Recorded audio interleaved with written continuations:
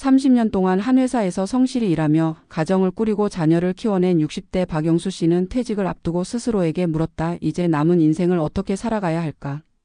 그리고 그 삶을 유지하기 위해서는 과연 얼마가 필요할까? 오랜 직장 생활이 끝나면 모든 것이 한결 여유로워질 줄 알았다. 하지만 정작 은퇴의 문턱을 넘자 가장 먼저 다가온 것은 해방감이 아니라 매달 들어올 급여가 사라진 자리에서 느껴지는 묵직한 불안이었다. 그의 손에는 퇴직금과 몇 개의 금융 자산이 있었지만 그것이 과연 앞으로 남은 30년 가까운 세월을 지탱할 수 있을지는 확신할 수 없었다. 많은 사람들이 은퇴를 앞두고 비슷한 고민을 한다. 젊을 때는 단순히 많이 모으면 된다고 생각하지만 나이가 들수록 단순히 총액이 아니라 매달 꾸준히 들어오는 현금 흐름과 예상치 못한 지출을 감당할 수 있는 구조가 중요하다는 사실을 깨닫게 된다. 박영수 씨의 경우도 마찬가지였다. 그는 퇴직 직후 아내와 함께 생활비를 다시 점검하고 각종 보험과 연금 현황을 꼼꼼히 살펴보았다. 그리고 그 과정에서 충격적으로 다가온 것은 젊을 때 막연히 계산해둔 금액이 현실과는 크게 달랐다는 점이었다. 퇴직 전에는 넉넉하다고 여겼던 금액이 막상 매달 고정 지출과 예기치 못한 의료비를 고려하니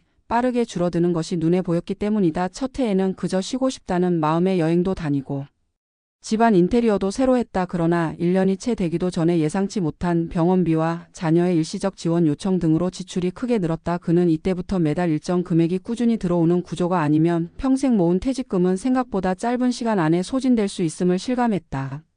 실제로 비슷한 시기에 퇴직한 또 다른 동년배 김정자 씨는 준비된 연금 덕분에 비교적 안정적인 은퇴 생활을 하고 있다. 김 씨는 젊은 시절부터 국민연금과 개인연금을 꾸준히 납입했고 퇴직 후에도 일정 규모의 배당형 자산을 유지했다. 덕분에 매달 고정적으로 들어오는 수입이 있어 지출의 변동이 크게 생겨도 통장 잔고가 불안하게 줄어드는 압박감을 느끼지 않는다. 반면 안정적인 현금 흐름 없이 퇴직금을 한꺼번에 받아 부동산에만 투자한 최모 씨는 계획이 조금만 어긋나도 생활이 흔들렸다. 자녀의 결혼 자금 지원과 예상치 못한 수리 비용이 겹치자 집을 담보로 대출을 내야 했고 이후의 생활비도 불안정해졌다. 세 사람의 사례는 은퇴 후 필요한 돈을 단순히 한 번에 모아둔 금액으로만 계산해서는 안 된다는 점을 분명히 보여준다. 중요한 것은 목돈의 크기가 아니라 그것이 어떤 방식으로 지속적으로 현금으로 전환될 수 있는지 그리고 변동성 있는 지출을 얼마나 흡수할 수 있는지다. 박영수 씨는 결국 생활 방식을 바꿨다. 불필요한 소비를 줄이고 정기적인 투자 배분을 통해 매달 현금이 유입되는 구조를 만들기 시작했다. 고정 지출을 줄이고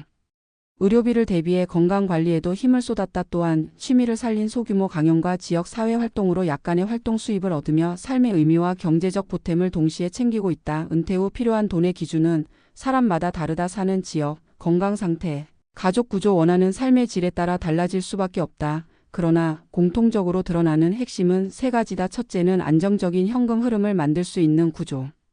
둘째는 의료비와 같은 예기치 못한 지출을 감당할 수 있는 유동성. 마지막으로 오래 살아갈수록 점점 늘어날 생활비를 현실적으로 반영하는 것이다. 박영수 씨가 깨달은 정확한 기준은 특정 금액을 채우는 것이 아니었다. 매달 얼마가 꾸준히 들어오고 예상치 못한 지출이 생겼을 때 얼마나 오래 버틸 수 있는지 그 구조를 갖추는 것이었다. 이제 그는 돈을 불안의 원천이 아닌 삶을 지켜주는 장치로 대한다. 은퇴란 단순히 일에서 물러나는 일이 아니라 자신과 가족의 삶을 다시 설계하는 일이다. 그리고 그 설계의 핵심은 금액이 아니라 구조라는 것을 30년의 직장 생활을 끝낸 지금 그는 누구보다 뼈저리게 깨달았다. 박영수 씨가 은퇴 후 맞이한 두 번째에는 단순한 적응의 시간이 아니라 재설계의 시기였다. 퇴직 직후에는 그저 긴 세월 동안 쌓인 피로를 풀고 자유를 즐기고 싶다는 욕망이 컸지만 이제는 남은 생애를 어떤 방식으로 유지할 것인지에 대한 구체적인 계획이 절실해졌다. 그는 먼저 지난 1년간의 가계 흐름을 세세하게 들여다보았다. 여행과 인테리어 등 일시적인 지출을 제외하더라도 식비, 공과금, 교통비, 보험료 등 고정적으로 빠져나가는 비용이 꾸준히 증가하고 있음을 확인했다. 특히 물가 상승과 건강관리 비용은 예상보다 가파르게 늘어나는 중이었다. 박영수 씨는 단순히 은행, 예금에 자산을 묶어두는 방식으로는 이 변화를 감당하기 어렵다고 판단했다. 그래서 그는 금융자산을 재배치하는 것부터 시작했다. 국민연금과 퇴직연금의 수령 시기를 조정하고 배당주와 안정적인 채권형 상품을 일부 편입해 매달 일정 금액이 현금으로 들어오도록 구조를 바꿨다. 단순히 이자를 기다리는 것이 아니라 시장 상황을 살피며 수익과 안전을 동시에 확보하려는 전략이었다. 또 다른 중요한 과제는 건강이었다. 첫 해에는 상대적으로 긴장감이 풀린 탓에 운동과 식습관 관리가 느슨해졌지만 그는 점차 건강이야말로 가장 큰 자산임을 깨달았다. 나이가 들수록 병원비와 장기치료 비용은 한 번에 가계 구조를 흔들 수 있기 때문에 예방적 관리가 필수였다. 박영수 씨는 매일 걷기와 규칙적인 식단을 생활화하고 정기검진 일정을 철저히 지켰다. 이것은 단순히 의료비를 줄이기 위한 선택이 아니라 앞으로의 시간을 스스로 통제하려는 실질적인 재무 계획의 일환이었다. 그의 재설계 과정에서 또 하나의 변화는 사회적 관계였다. 직장 시절에는 자연스럽게 형성되던 인간관계가 은퇴 후 빠르게 줄어들었다. 만남이 줄어드는 것은 곧 정신적 고립으로 이어지고 이는 소비나 충동적 지출로 나타나기도 했다. 그는 이를 방지하기 위해 지역 도서관 강연과 시니어 커뮤니티 활동에 참여하며 새로운 관계망을 만들었다. 이 활동은 소소한 강연료나 프로젝트 참여비라는 추가 수입으로 연결되었고 단순한 취미를 넘어 경제적 자립을 강화하는 기반이 되었다. 이렇게 박영수 씨가 경험을 통해 깨달은 은퇴 후 돈의 정확한 기준은 단순한 금액이 아니라 삶을 지탱하는 세 가지 축으로 정리됐다. 하나는 고정적이고 안정적인 현금 흐름을 유지하는 것. 또 하나는 예상치 못한 변수에 대비할 수 있는 유동성을 확보하는 것. 마지막으로 건강과 사회적 관계를 관리해 불필요한 지출을 사전에 차단하는 것이었다. 그의 선택은 주변 동년배들에게도 중요한 시사점을 던졌다. 비슷한 시기에 퇴직한 이성훈 씨는 은퇴 직후 퇴직금을 전부 부동산 투자에 쏟아붓는 과감한 결정을 내렸다. 초기에는 시세 상승으로 수익을 보았지만 지역 경기 침체와 거래 절벽이 이어지면서 현금화가 어려워졌고 결국 생활비를 마련하기 위해 대출을 늘려야 했다. 반대로 김정자 씨는 국민연금, 개인연금, 배당주 투자 등으로 현금 흐름을 다변화해 안정적 생활을 유지하며 여행과 자기개발에 투자하고 있었다. 세 사례는 같은 세대임에도 은퇴 이후의 삶이 얼마나 다르게 전개될 수 있는지를 선명히 보여준다. 박영수 씨는 자신의 선택이 완벽하다고 생각하지 않는다.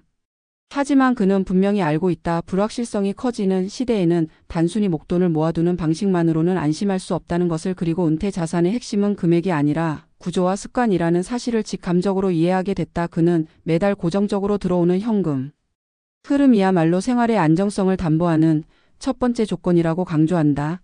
또 긴 생애를 고려할 때 예기치 못한 질병, 사고, 가족의 돌발 상황 등 불확실한 변수는 피할 수 없기에 이를 흡수할 유동성 자산이 반드시 필요하다. 마지막으로 건강을 관리하고 사회적 관계를 지속하는 것은 단순히 삶의 질을 지키는 일뿐만 아니라 장기적으로 경제적 비용을 크게 절감하는 지혜다. 이제 박영수 씨의 하루는 예전과 다르다. 아침이면 지역 도서관에서 진행하는 인문학 강의 준비를 하고 점심 이후에는 동네 공원에서 운동을 하며 이웃들과 소소한 대화를 나눈다. 저녁에는 투자 현황을 점검하며 다음 달의 현금 흐름을 기록한다. 예전처럼 치열한 경쟁도 거창한 성취도 없지만 그는 자신의 일상이 탄탄한 경제적 토대 위에 놓여 있다는 사실에서 깊은 평온을 얻는다. 그가 말하는 은퇴 후 돈의 정확한 기준이란 결국 특정한 수치를 맞추는 것이 아니라 어떤 상황에서도 흐트러지지 않는 구조를 만드는 것.